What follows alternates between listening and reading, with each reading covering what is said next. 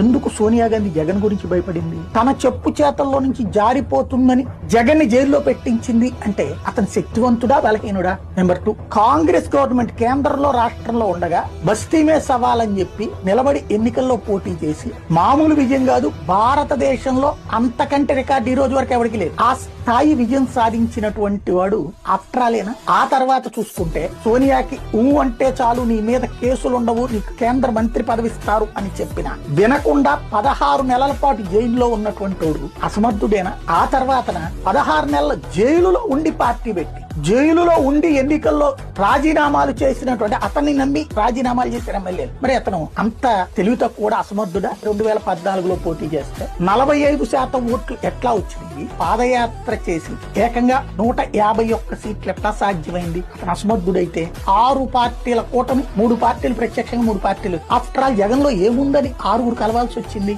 అంత తీసేసినా కూడా 40% ఎట్లొచ్చింది? రోజు ప్రతి వార్త అతని కోసమే పేపర్లు ఎందుకు మార్చేయాల్సి వచ్చింది?